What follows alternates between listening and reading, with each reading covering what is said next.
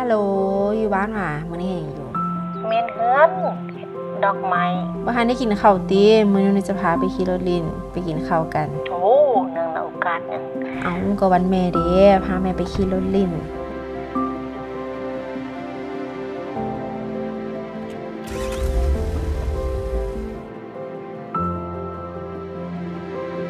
เที่ยวใส่ได้เนาะเนื่องในโอกาสนั้นเอาก็กับวันแม่เด้โอ้ส่วนนี้สิ่งคือบุคคลพาเขาไปเที่ยวคือจะบอกโอ้ยใช่ป่ะนี่เบิ่งมื้อนี้สิพาไปครั้งแรกเล็กเนาะว้าวงามจังเอาบ่เอาที่ซื้อให้หรอพี่ซื้อให้แหละงามบ่งาม ศูนย์เบนซ์มันให้ทดลองขับเทสต์ไดรฟ์ถ้าสมมุติว่าแม่มักมันก็สิซื้อให้เอาบ่เป็นแถวเอาตัวถ้าลูกซื้อให้นะตั้งใจเฮ็ดเวียกก่อนซะนะจะได้ซื้อให้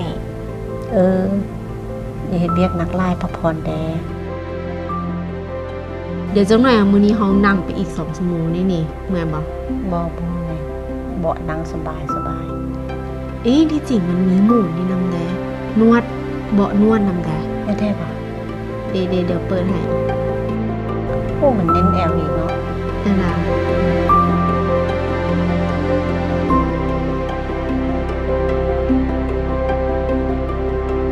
เดินทางมื้อนี้คือทอดถ้าขี่รถนำปาเนาะมีเพลงซีดีดิสนีย์คือทอดน่ะปาเนาะยังเราไม่เห็นนำนั่นแหละเดี๋ยวจักหน่อยน้องนีนเปิดเพลงนี้ให้ฟังเป็นเพลงของทาซาน You will be in my heart แม่จื้อได้บ่จื้อได้มันโฮมจะได้จื้อได้ซะบ่ You will be in my heart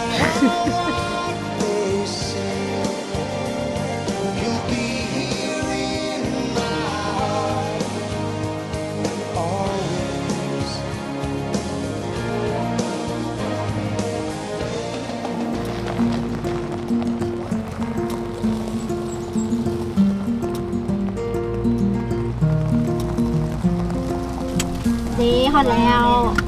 งามบ่วิวงามบ่งามไปเฮาลงไป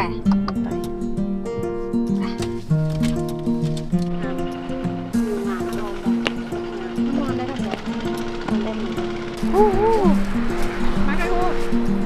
ทำน้ำนิดนึงโอ้แม่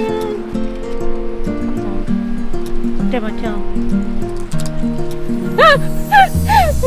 ว่ามันแก้วค่ะจะเป็นอะไรนะวะ